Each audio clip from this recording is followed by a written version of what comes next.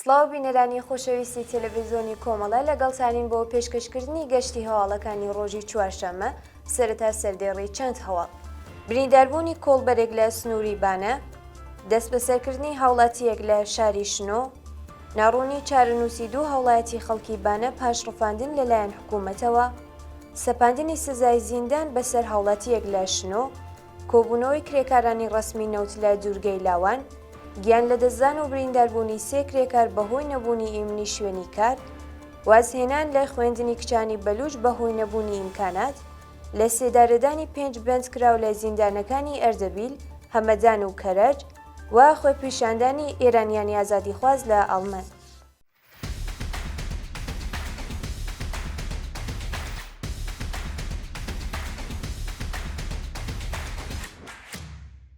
درێژەی هەواڵەکان برینداربوونی کۆڵبەرێک لە سنووری بانە ڕۆژی سێشەممە حەڤەی ڕەزبەری 1403 کۆڵبەرێکی خەڵکی گوندی گەندە سووری سەر بە شاری بانە بە تەقەی هێزەکانی ڕژیم لە سنووریە و شارە بریندار کرا بەپێی راپۆرتی کۆڵبەر نیوز ڕۆژی سێشەممە هێزەکانی هەنگی مەرزی ڕژیم لە سنووری بانە ڕاستەوخۆ تەقەیان لە کۆڵبەران کردووە و لە ئاکامی و هێرشەدا کۆڵبەرێکی خەڵکی ئاوایی گەندە سووری بانە بە ناوی شاخەوان مەشهوری بە سەختی بریندار و ڕەوانەی نەخۆشخانەی شاری سنەکراوە.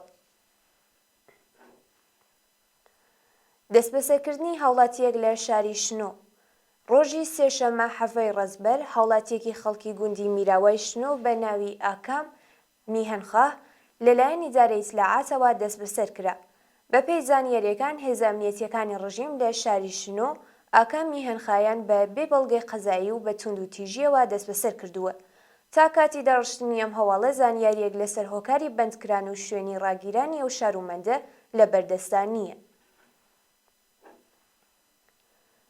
ناڕوونی چارەنووسی دوو هاوڵاتی خەڵکی بانە پاش ڕفاندن لەلایەن حکوومەتەوە لە ڕۆژانی ڕابردوو دوو شارومەندی خەڵکی گوندی چۆمانی سەر بە شاری بانە بە ناوەکانی قادر عەزیزی تەمەن 40 ساڵ و محەممەد عەزیزی تەمەن 37 ساڵ لەلایەن هێزە ئەمنیەتیەکانەوە دەست بەسەر کراون و چارەنووسیان نادیارە بەپێی زانیاریەکان شارومەندێکی خەڵکی هەرێمی کوردستان و شاغڵ لە مەرزی باشماق پاش دیدار لەگەڵ خزم و کەسوکاری لە شاری بانە لەلایەن ئیدارەی ئیسلاحاتەوە ڕفێنراوە پاش ئەو ڕووداوە دوو برای خەڵکی گوندی چۆمانی سەر بە شاری بانە بە ناوەکانی قادر و محەممەد عەزیزی لەلایەن هێزە ئەمنیەتیەکانەوە ڕفێنران و هیچ زانیاریەک لەسەر هۆکاری بەندکران و شوێنی ڕاگررتنیان لە بەردەستان نییە.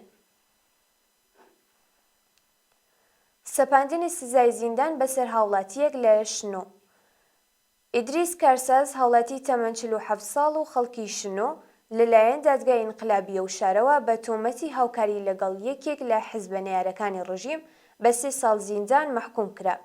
ئیدریس کارساز ڕۆژی چوارشەممە 13 پوشپەڕی ئەمساڵ لە هێرشی هێزە ئەمنیەتیەکان بۆ سەرماڵەکەی دەست بەسەر و بۆ گرتوخانەی ئیتڵاعاتی ورمێ ڕاگوێزرا.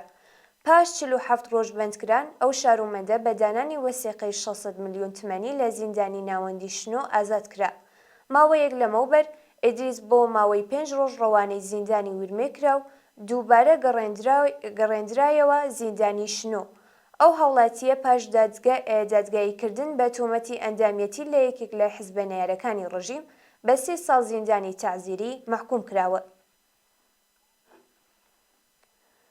کوژرانی شارومەندێکی کورد لەلایەن هێزەکانی تورکیا لە سنووری ڕۆژئاوای کوردستان ڕۆژی سێشەممە حەڤەی ڕەزبەر هێزە سنووریەکانی تورکیا تەقەیان لە 6 شارومەندی کوردی خەڵکی ڕۆژئاوای کوردستان کردو بەو هۆیەوە کەسێک بە ناوی ئەحمەد نەسیر گیانی لەدەستدا.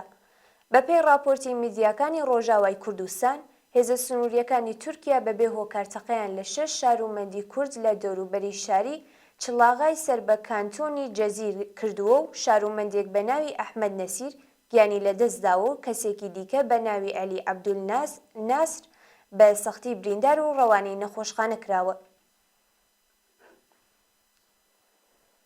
کۆبوونەوەی کرێکارانی ڕسمی نەوت لە دوورگەی لاوان ڕۆژی سێشەممە حەڤەی ڕەزبەری 1403 کرێکارانی ڕسمی نەوت لە ناوچەی عەمەلیاتی دوورگەی لاوان بۆ جارێکی دیکە دژ بە جێبەجێنەکردنی داخوازیەکانیان کۆبوونەوە.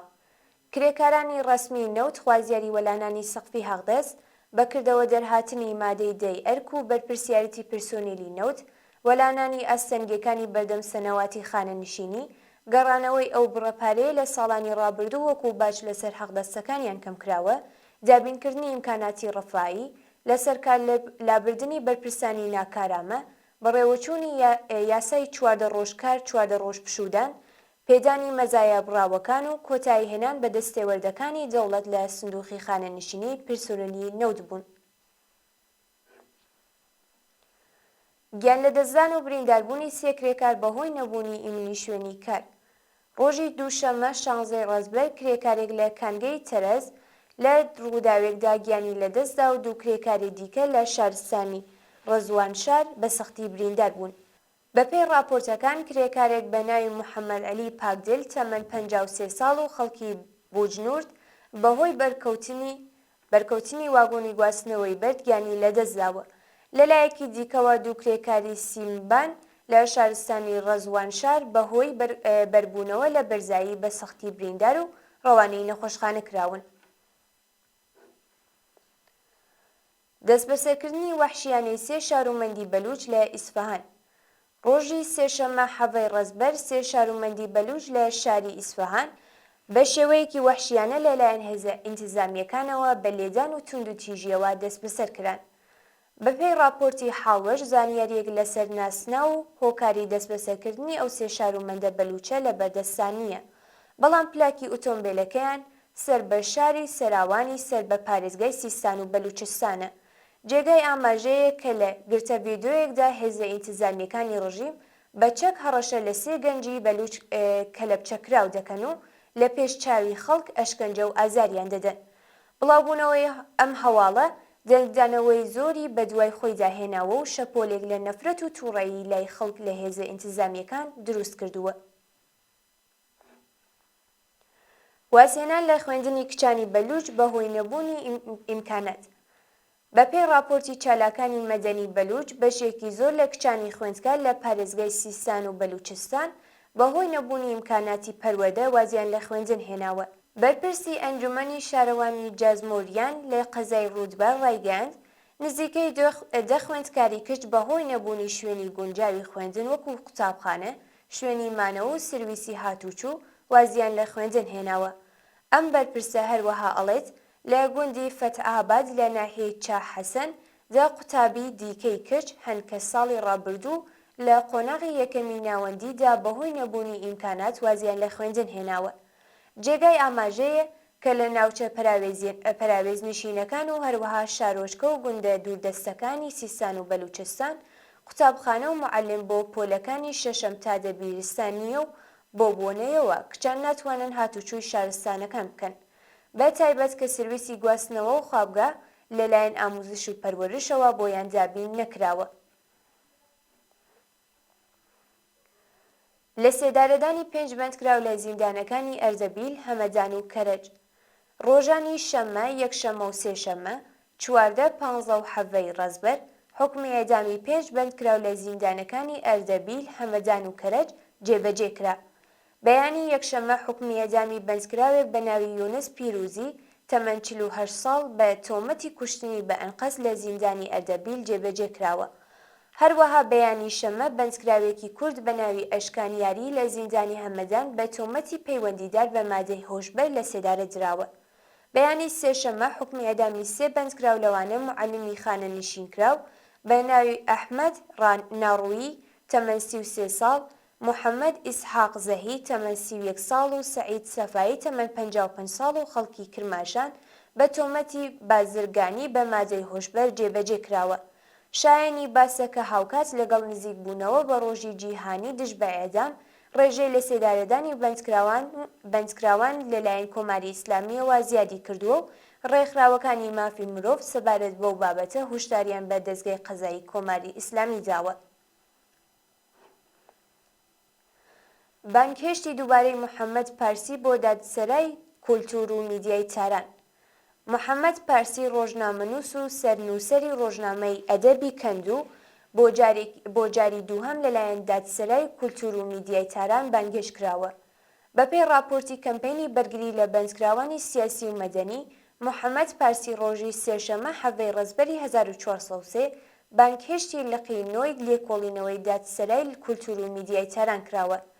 ناوبراو لەم دوایانەدا بابەتێکی سەبارەت بە شەڕ و ئاڵۆزیەکانی ناوچە بڵاو کردبووە. بە وتەی چالاکانی مەدەنی پێشتر ئەو ڕۆژنامەنووسە سەبارەت بە بڵاوکردنەوەی وردەکاریەکانی قەچڵی حکوومەتی نیکا شاکەرەمی بانکهێشت و پاش دەست بەسەرکران بە دانانی وەسێقە ئازاد کرابوو. خۆپیشاندانی ئێرانیانی ئازادیخواز لە ئاڵمان. ڕۆژی سێشەممە حەڤەی ڕەزبەر کۆمەڵێک لە ئێرانیانی ئازادیخوازی ئاڵمان لەوانە لایەنگرانی کۆمەڵە و حیزبی کۆمۆنیستی ئێران لەگەڵ نزیکبوونەوە بە ڕۆژی جیهانی دژ بە سزای ئێدام خۆپیشاندانیان کرد. بەپێی وێنە و ڤیدیۆیانەی بەدەستمان گەیشتووە ئێرانیانی ئازادیخواز لە شارەکانی هانۆفیر و فرانکفورت هاوکات لەگەڵ مانگرتنی بەندکراوانی سیاسی ئێران لە کارزاری سێشەمانەی نابۆ ئێدام بە بەدەستەوەگرتنی پلاکادر و وێنەی قوربانیانی سەرکوتی ڕژیم دژ بە کۆماری ئیسلامی دروشمیان بەرز کردەوە. بەشداربووانی ئەو دوو چالاکیە خوازیاری هەڵوەشاندنەوەی سزای ئێدام و ئازادی هەموو بەندکراوانی سیاسی بوون. وا دوایین هەواڵ سەبارەتە بە کوژران و برینداربوونی چەندین کەس لە هێرشی ئیسرائیل بۆ سەر سووریە. ڕۆژی سێشەممە حەڤەی ڕەزبەری 1403 ئەرتشی ئیسرائیل لە ڕێگەی سێ موشکەوە بینایەکی لە تەنیشت باڵوێزخانەی کۆماری ئیسلامی لە دیمەشق کردووەتە ئامانج و بۆ هۆیەوە چەندین کەس کوژران و بریندار بوون. بەپێی راپۆرتی عەرەبیەن لەو هێرشەدا بەلایەنی کەم 9 کەس گیانیان لەدەستداوە و کە چەند کەسیان ئەنجامی خێزانی کەسایەتی سیاسیەکانی یەمەن بوون و 12 کەسی دیکەش بریندار بوون. هەندێک لە سەرچاوەکانی هەواڵ باس لە کوژران و برینداربوونی چەندین ئەنجامی حیزبوڵڵا و سپای قودس دەکەن، بەڵام بەرپرسانی وەزارەتی دەرەوەی ڕژیم ڕەدیان کردووەتەوە. لەلایەکی دیکەوە بەهۆی هێرشەکانی ئیسرائیل بۆ سەرباشووری لوبنان 36 کەس گیانیان لەدەستدا و 150 کەسی دیکەش بریندار بوون. جێگای ئاماژەیە کە حیزبوڵڵای لوبنان پێشمەرجی ڕاگررتنی شەڕ غەزەی وەلاناوە و داوای ئاگربەستی کردووە. بینەرانی خۆشەویست، هەواڵەکانتان پێشکەش کرا. کاتێکی خۆش بۆ هەموو لایەک.